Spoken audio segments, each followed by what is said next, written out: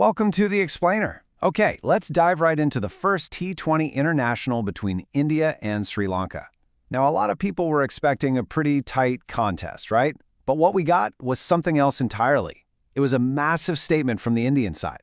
So let's break down exactly how they pulled it off. So, the final result? An 8-wicket win for India. And look, an 8-wicket win always sounds impressive, for sure. But in this case, that number doesn't even begin to tell the whole story. The real gap between these two teams, well, that becomes crystal clear when you look at the final scores. Okay, check this out.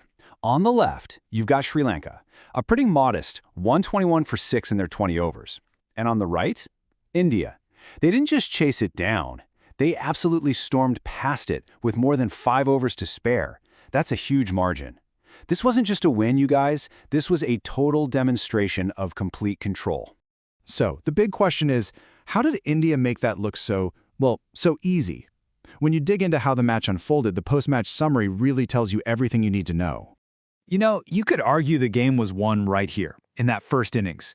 India's bowlers were just so disciplined. They completely controlled the run rate and never, ever let Sri Lanka build any momentum.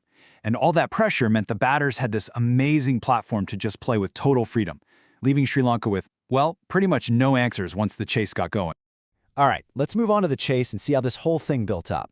To really get a feel for India's dominance, we're going to zoom in on one pivotal over that just perfectly showcased their control and confidence.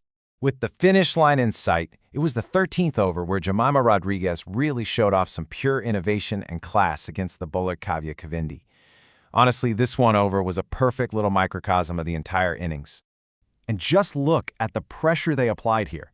A run was scored off every single ball.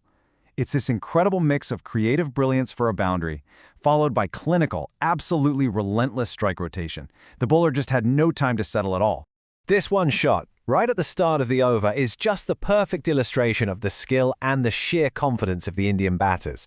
It was audacious, totally inventive, and it was executed flawlessly. Just brilliant. And then you have this, the perfect contrast. While India was innovating under pressure, Sri Lanka was struggling with the absolute basics. This fumble, which the commentary summed up perfectly as so sloppy, just showed a team that was clearly feeling the heat. You know, that audacious scoop shot was just a little glimpse of the brilliance on display, because while it was a full team effort, one player truly stole the show. She turned a routine chase into her own personal exhibition of T20 batting. I mean, 67 runs from just 42 balls. Jemimah Rodrigues was the undeniable backbone of that innings. And this wasn't just about accumulating runs. It was a blistering, commanding knock that was scored so quickly, it took all the pressure off and completely sealed the victory in style. And what's so crucial to understand is that this performance wasn't some flash in the pan. It actually put her right at the very top of the list for most half-centuries in this fixture, tying the absolute legend Mithali Raj in the exact same number of innings. Incredible stuff. So this win wasn't just about getting 2 points on the board. No, it also set a new benchmark for the team and really highlighted some key trends for the rest of the series.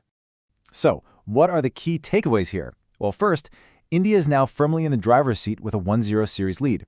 Second, they set a new team partnership record, which just goes to show their batting depth.